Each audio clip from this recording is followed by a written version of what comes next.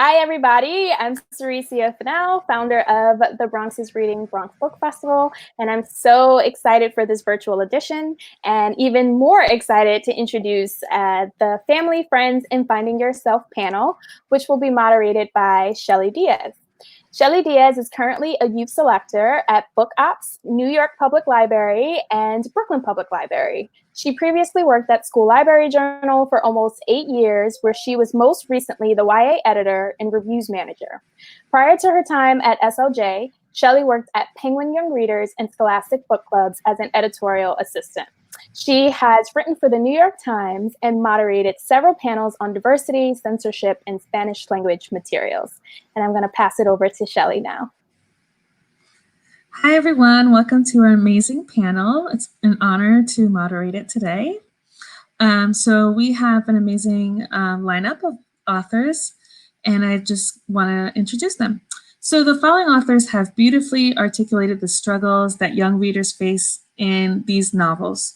Join us as we discuss the very real challenges and tough choices and discoveries that their characters face in these middle grade books about family, friends, and finding yourself.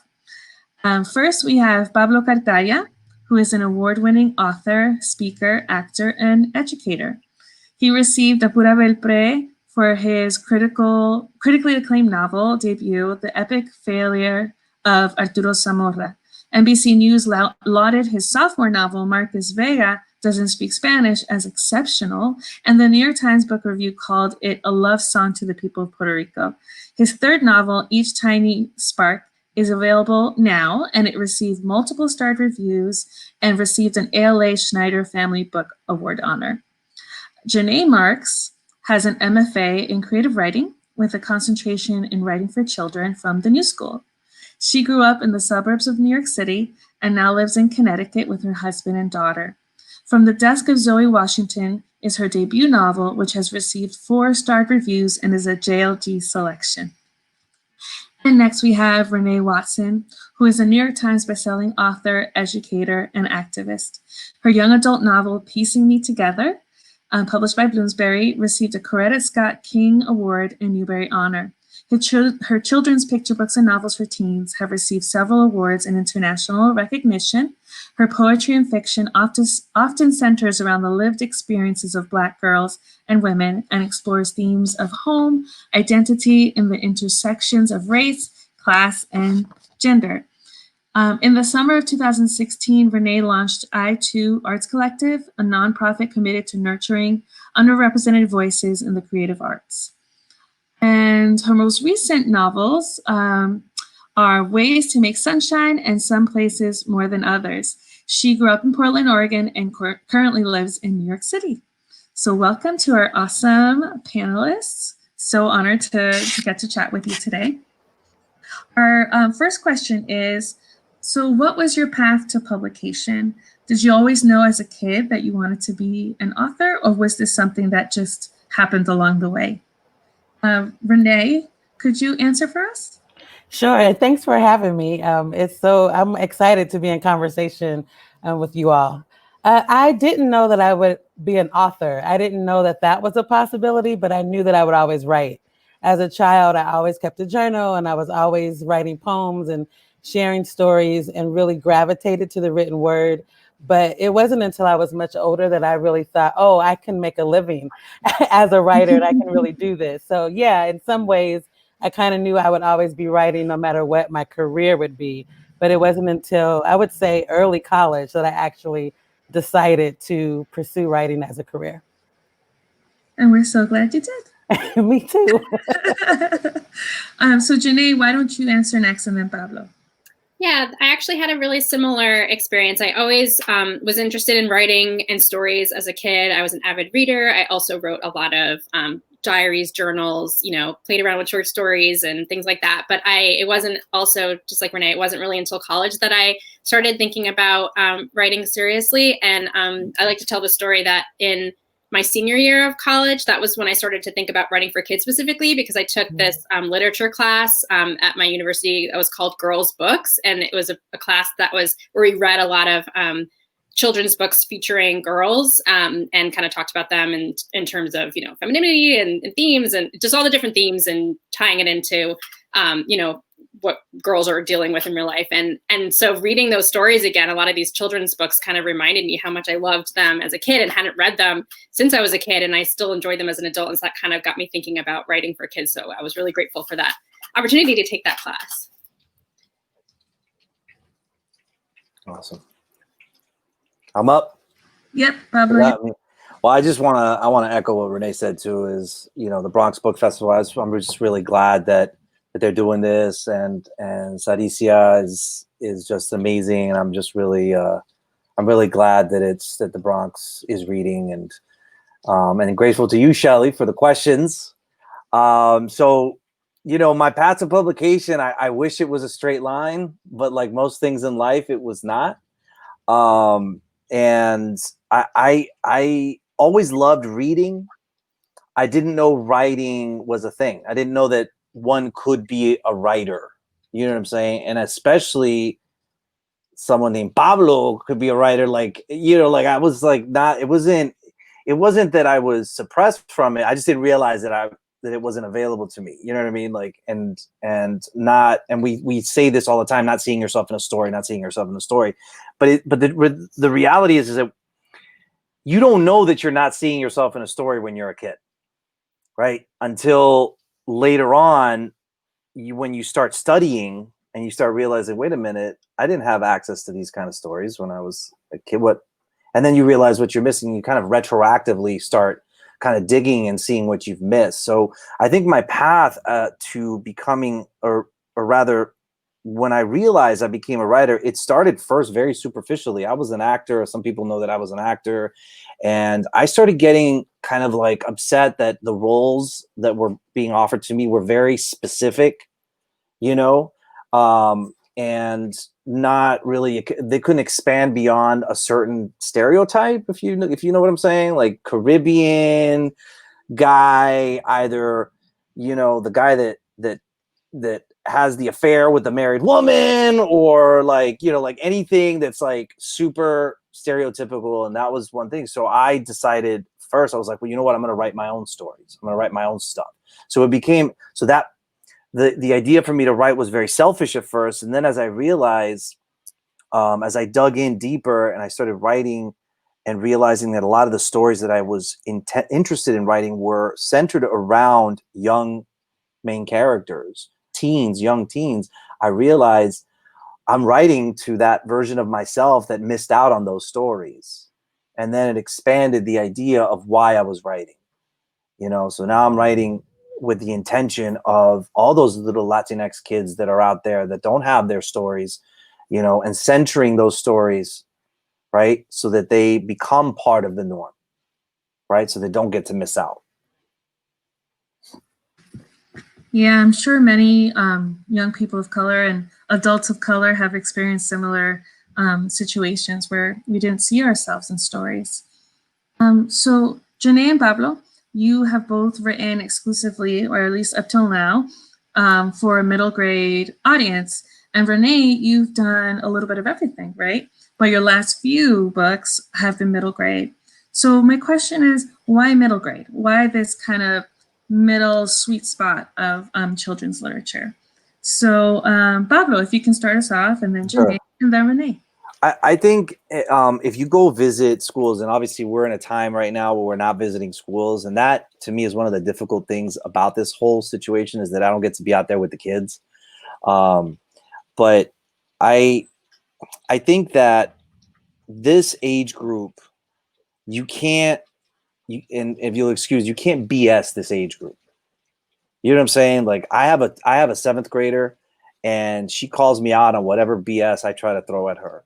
Right. And she does it without any kind of remorse or anything like that. And I admire that sort of spirit. It's this kind of way, it's like a midway point between being this kind of adolescent child where it's like the world is still kind of like amazing, and and parents are always right.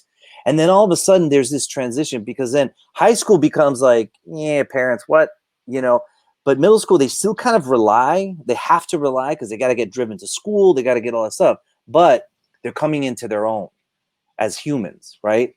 And it's such a formative time. And I just love it. I love that honesty, that brutalness that they can come up with sometimes. It's hard, but it's like raw and beautiful, you know? Yeah, I definitely feel the same way. I actually kind of fell into writing middle grade. I mentioned earlier that, I knew I wanted to write for kids, but I actually started out writing young adult novels. So I wrote 3 books before this that didn't get published that were young adult. And then when I started writing this, I thought it would also be young adult. I originally planned for my main character to be like 16 years old instead of 12. But a critique partner, who read some early pages for me pointed out that it felt more middle grade to them. And so I started thinking about that and realized how right they were and switched gears. And so I kind of just then did a deep dive into reading a lot more middle grade because I'd been reading a lot of YA up until that point, and realized like what was so great about the category. And so I'm so happy that my first book is middle grade and I'm feeling I like want to keep writing it for sure. And I think for a lot of the same reasons that Pablo just said, I think there's something about, that age group, the kids, they aren't as jaded as with YA. I think there's more room for growth in some ways, like definitely for my character. It's more believable that she doesn't know as much in the beginning, as she's able to kind of grow a little bit more, at least in my story. And yeah, and I think like kids this age are so excited and passionate about reading.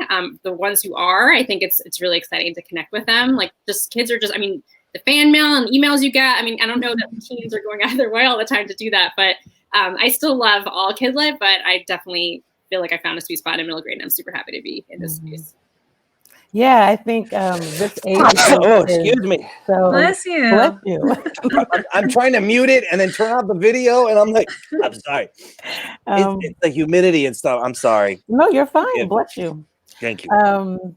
I agree with what's been said. I think that this age group is very vulnerable. They're very honest with their feelings. Like they love something or someone, or they hate something or someone. And so it's just ripe with ideas. And I don't know. I guess I'm really inspired by the things that they're going through. They haven't settled into themselves yet. I feel like high schoolers kind of have an identity, even if they're trying it on, they are pretty much set in their ways. Whereas middle schoolers, I feel like, are still finding their way and figuring out who they want to be in the world and how they're going to show up in the world. So it just makes for great characters and great obstacles to put them in. And I've had a lot of fun writing middle grade.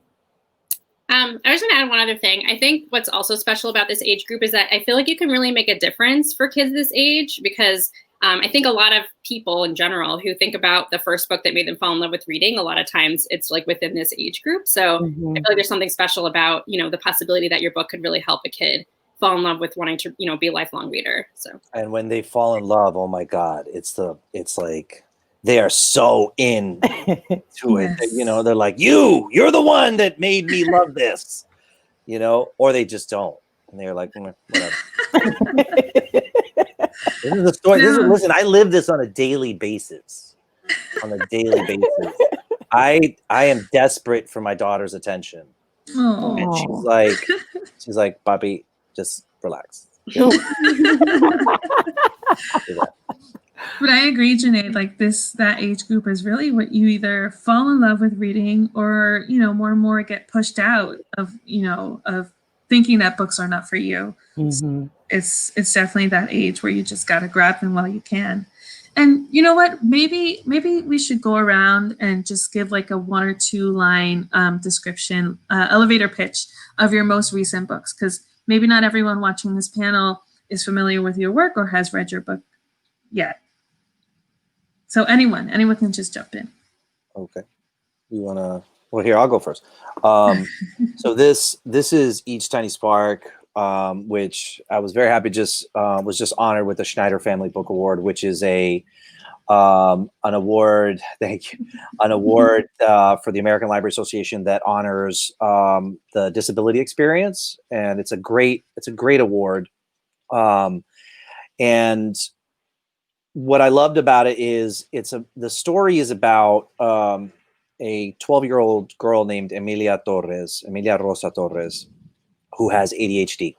inattentive type ADHD. And there's a lot of layers in the story and all that. I won't get into that. But the elevator pitch on this is essentially the story of my own daughter, who has ADHD and who is navigating the world through that type of neurodiversity, and how she finds her own voice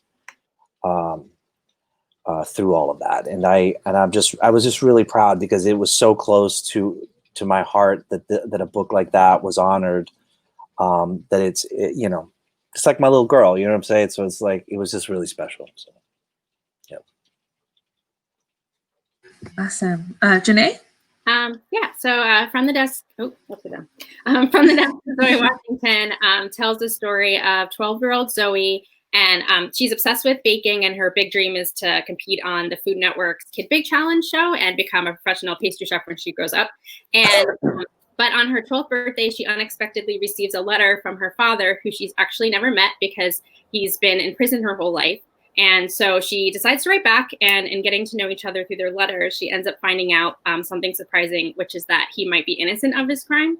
So she decides to set out and kind of figure out the truth. I love your book, by the way. And so this is Ways to Make Sunshine. I feel like our characters, Janae, like each other. Ryan loves to cook also, and is really, she experiments in the kitchen and is always trying to have fun with her brother and with her friends who live on the same block. She's in the 4th grade, so it's young middle grade. And her name means king, which also, means leader. And so her parents are always telling her, we named you this for a reason. We want you to live up to who we named you to be. So the book is a series of scenes where she's trying to find out what does leadership look like for her, and how does she navigate the 4th grade with friendships changing, and her family's going through financial crisis. Her dad has lost his job and they have to move. And so she's going through a lot, but she's also figuring out, how can I still bring sunshine, and what can I do to bring joy to my family and to my friends? And a lot of the way she does that is through cooking and giving to people. Yes, I've been receiving lots of joys during this pandemic through food. Haven't we all? I can feel that. So, all of you are diverse authors, right? Quote unquote. And so what is the biggest challenge you face as an author who is diverse, writing diverse books? Renee, if you could start us off. Sure. I feel like the writing itself isn't the challenge. It is everything that comes after, meaning the marketing and cover design and all of that. My experience has been that sometimes I think it's been difficult for publishers to figure out how to market diverse books, which is strange because you would think that, just do what you do for all the other books. And there's a couple other things you can maybe do, because you can reach out to very, organizations, magazines, et cetera, press that are very specific, and like we do African-American literature or writers or art. And so, yeah, I have found it challenging. I write a lot about dark-skinned Black girls. Oftentimes they are big-bodied girls. And so just cover design of making sure the body is right and the skin tone is right and the hair texture is right. Those have been most of my challenges when it comes to publishing, and the kind of challenging or difficult conversations I've had to have. But the writing itself, I feel like I'm very supported in what I want to write about. And I have an amazing community of peers who are, critiquing and helping and reading drafts and giving me feedback. But the aftermath of the writing has been the challenge. Yeah, I mean, I'm very grateful to the publisher that I have. I published with Cocula. I've had the same editor for all of my books, and she is Mexican American, and it's the idea of this of diversity. I think that we're in a moment where we have to be labeled as diverse authors, and my hope is that one day whoever comes after us you know, that are of our culture, of our skin color, that they're not labeled as that. They're just authors that live and exist in the world. But I understand that there is a role that we have to play right now, to you know, to kind of talk about our own diversity, to keep the messaging going out. But you know, it's like what Renee was saying. It's like sometimes I feel like I get it's like, oh, so you're gonna be the Cuban author. Let's put you, because you're going to talk about everything about being Cuban. I'm like, I can only talk about what my experience as a Cuban American is. I can't talk about the Cuban experience as a whole.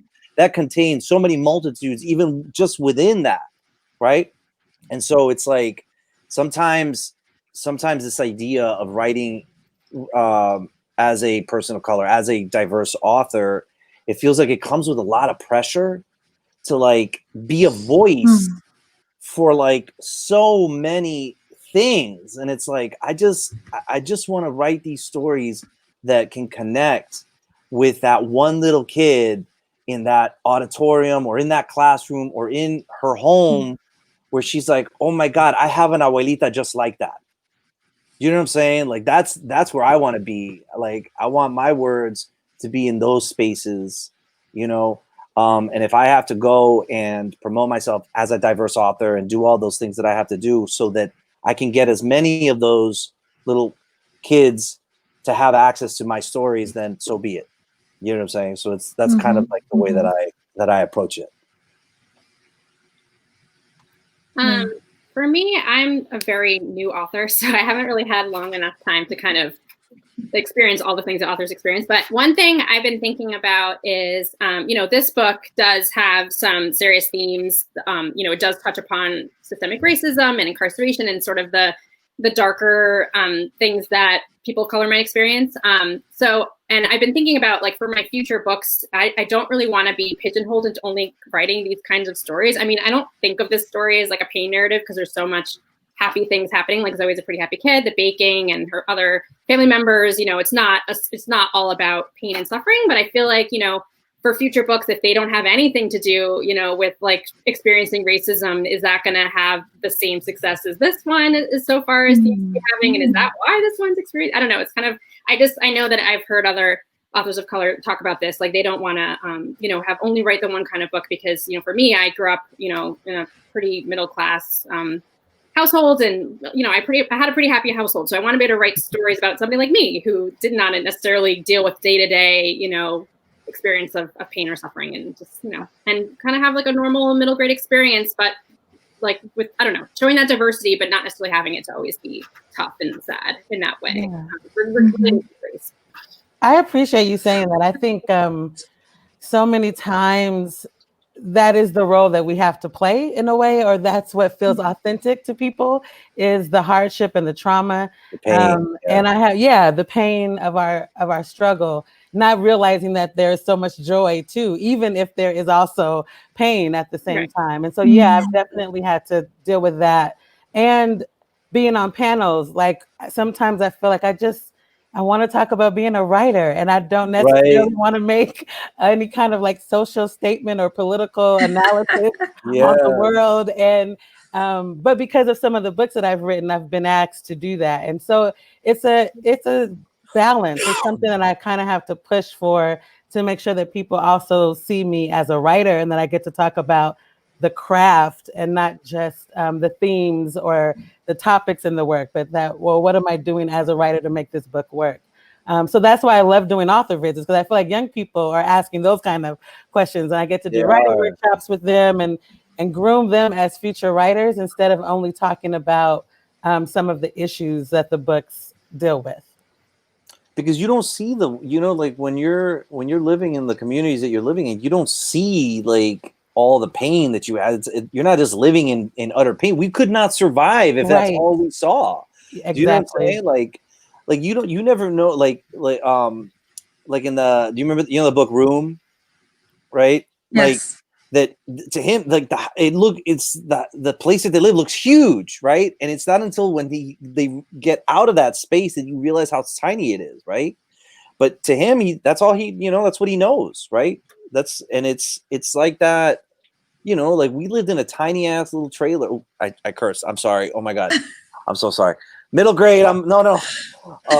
We lived in a tiny little trailer-like house in Texas when I lived in Texas for a little while. My dad was out there, and my mom was taking care of 3 kids, and we lived in a tiny little house. And I remember we got one present for Christmas per year, right? I remember that. I remember my mom. She used to sew little buttons and stuff like that on our clothes to make it look like, you know, we were stylish and fashionable, right? I remember that in my childhood. I also remember my dad making a really good investment and making some money, and then all of a sudden our lives changed a little bit, right? And I remember that too, you know. So it's like what you said, Renee, is the pain, right? Is the pain, but there's also the happiness. It's the hard times. It's also the good times. You know, it's not monolithic. Our experiences aren't monolithic. You know, there is a compendium of emotions and experiences. Yes. Yeah. And I appreciate you all mentioning how, like, there's just, you know, there isn't one way to be a person. Like, I'm a Dominican girl from Queens, but that's completely different from a Dominican girl in Dominican Republic or, you know, California or wherever it may be. So I think it's real important that people remember that. So we're getting close on time, and we want to get to audience questions. But the last question that I would love to know or ask from all of you is, what would be your dream project to work on? I want to work on a book with Renee Watson. and Janae, now that I know your book is in the world, Janae, let's do it. Let's all work on a book. I want to work on a Black Latino fantasy novel with Renee and Janae. We do a whole series. That actually sounds really amazing. A Black Latino fantasy novel sounds great. That's what I want. I want that, but like, and like have it be marketed like a J.K. Rowling book. Ooh.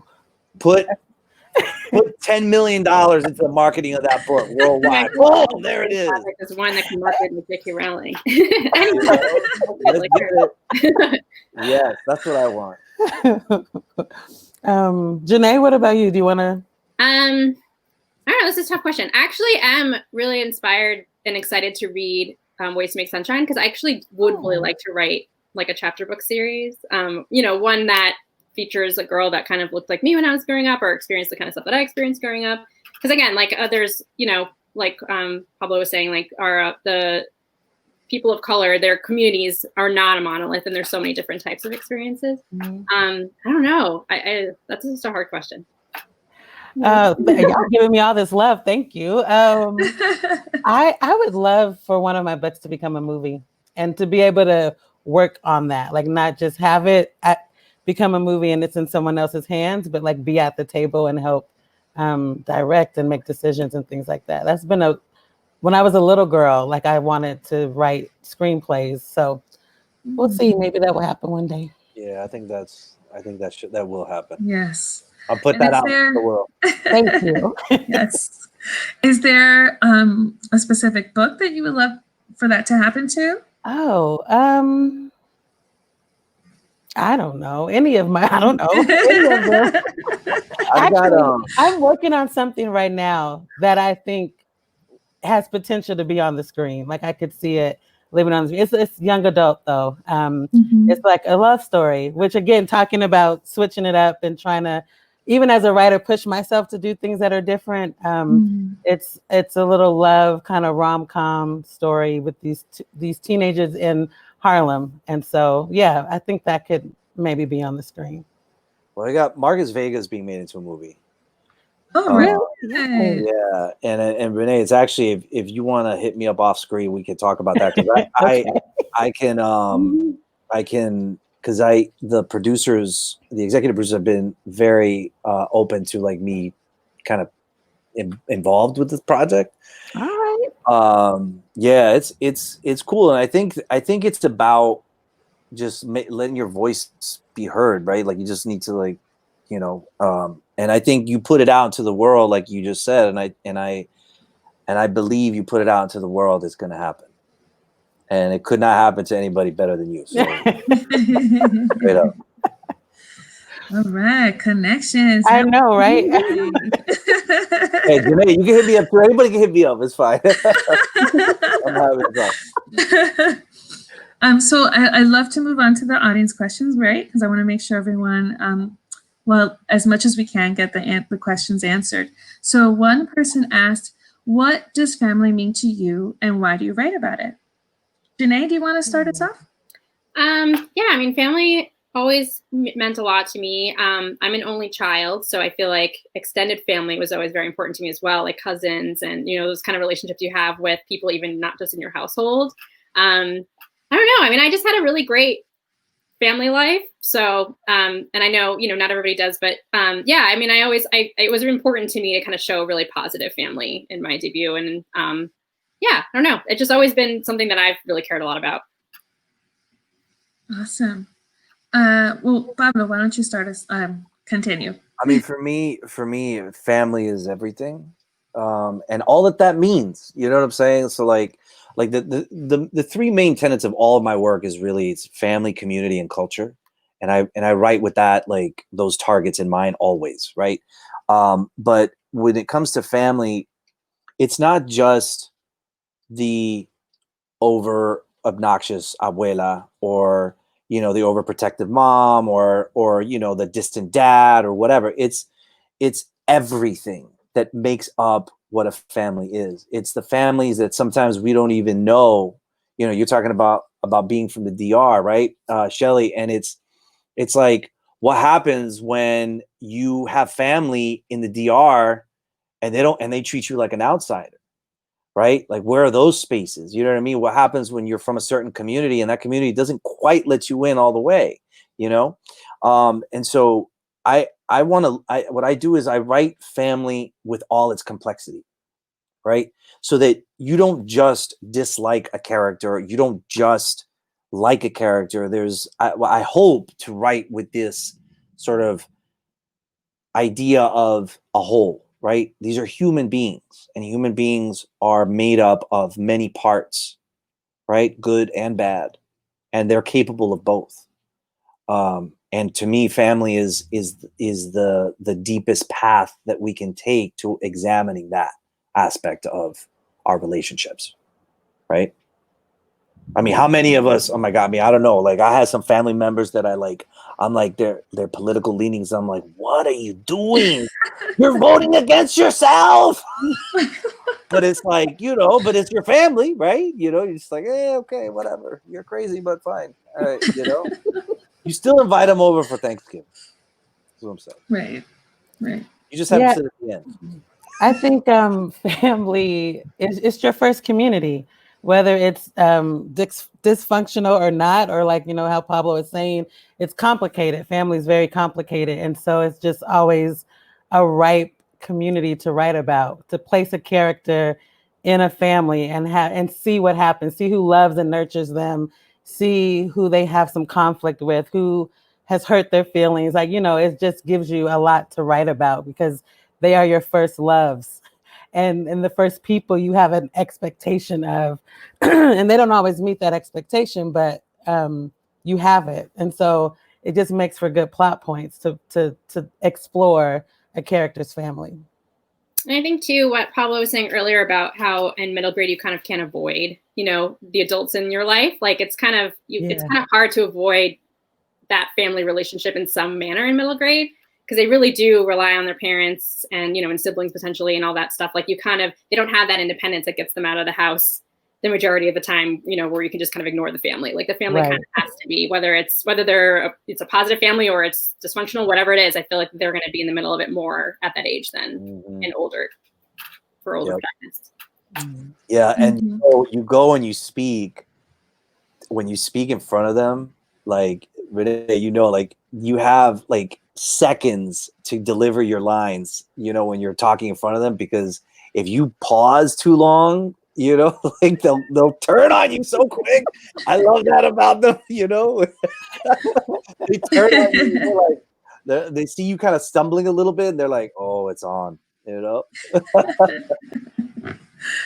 So another thing that's very important, I think, to kids as they grow up are friendships, right? So another question that we have is, friendships at this age shape the kinds of relationships that young people grow up to have as adults. Does this play a major part in your writing?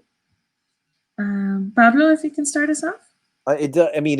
Yes, friendships absolutely do. And I have written now a few girl boy friendships, and I had a lot of girls that were friends when I was growing up, and they didn't all lead into romantic relationships. You know what I'm saying? Like, it was, so I wanted, I really always think about that, is like how we approach gender, and how we approach like those stereotypical gender norms, like that boys and girls can't be friends, or it's like there always has to be some sexual tension between them or whatever. And so I think that writing in the middle grade space with two different genders being friends is something that I experienced as a kid, and I want to put that in there without any kind of like, ooh, are they gonna hook up? Or they aren't gonna hook up? I mean, one of my books is, but it's intentional that way, right? But that's not. But like, the kid gets rejected, and he's kind of okay with it. You know what I mean? He doesn't go and trash the girl, and then they become friends later. So it's like, that to me is like, friendship has to exist again in a multitude, and so I think that it's important to represent friendships honestly without falling into like stereotypes, and that's what I like. That's what I try to do in the books. What about you, Renee? Yeah, I think I'm always remembering my friendships when I was a little girl, and I had such close friends. And middle school friendships are intense, right? Like, they are. I remember, I mean, this is, like growing up in the 90s, it's all about talking on the phone and your mom picking up the other phone and being like, get off the phone, but you just saw, like, I would have just seen my friend at school all day. We walked home together, and still we had something to talk about.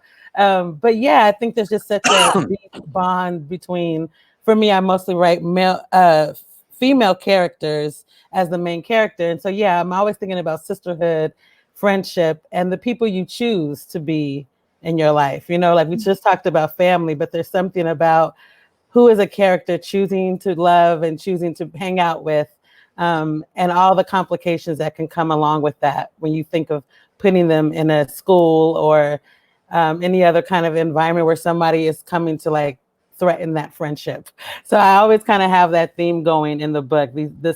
These bonds between women, and somebody like coming to tear that apart, and how we love each other. So many books, when there are girls who love each other, it becomes catty very quickly, right? And so I'm always thinking about, man, I didn't fight with my friends like that, So I want to show healthy friendships too, that you can have that as well. It doesn't always have to end in drama and crisis and gossip. It can be healthy.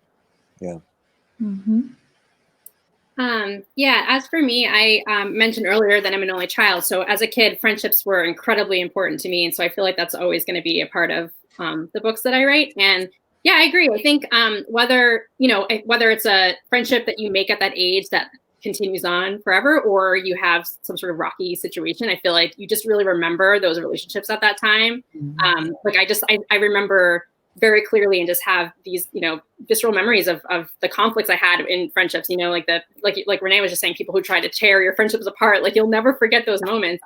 And I think kids, at that age, like those kind of experiences really shape who they are. And, and also, the kind of conflicts or friendships, and whether it's good or bad, like continues when you're an adult. You still have those kinds of moments where your friendships change. Even now, it's very, it's like that doesn't just end when you're a kid. So I feel like, I do think it plays a part, in the kind of stuff that I write. I feel like even now I'm experiencing things that, with friends, changing or growing apart, that echoes what I experienced as a kid. So yeah, it just makes sense to me to include friendship. I want to add, I think of when I'm thinking about like craft and how do you decide how many characters to have in a book and all of that. When I'm building out the kind of cast, I have to think about, who does my character need? Like, they have to have somebody who they can lean on. So there's always going to be some friend, some anchor for them where they are accepted and loved, and that person is pushing them to be their best selves. And then I'm thinking of the characters who are going to be kind of obstacles for my main character to have to overcome something by way of how this person is treating them.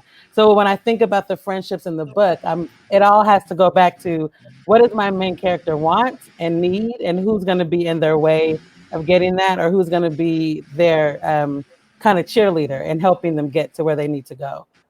Yeah, and just to echo, or just just to piggyback on that, it's really like they have to feel real. They have to be fully developed, real people in the stories. Even all the ancillary characters, the characters that get in the way, the side friends. Like they have to feel real, right? Because the people, the best critics are the kids, and they'll call it. They'll say, no, this does not feel real. Even if we are writing that, Black Latino fantasy, the characters, the friendships are going to have to feel real, Renee. All right. So when we get working on this. Oh, the pressure now. I just threw it down.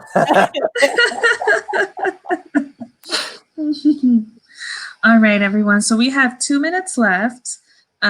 So very, very quickly, let's see. What, if any, recipe have you been working on during this pandemic? Ooh. Or at least what have you been doing in order to get yourself through this pandemic? It could be baking, it could be other things. I can answer that. I think I'm pretty close to mastering vanilla French toast. Like I'm really close to mastering it because of the pandemic. And then poetry is what I'm doing to keep myself alive and sane. Yeah. For work, I just turned in a new book and am now working on a new one that's due in August. For cooking, I cook. So, we're home and now my wife is like, yo, so what's up? What you got? What you got for us? And so I have upped my brunch game pretty hardcore. So I made crab cakes from scratch the other day, and I made a crab cake egg Benedict with an Old Bay hollandaise sauce, and I made Johnny cakes from scratch. Yes.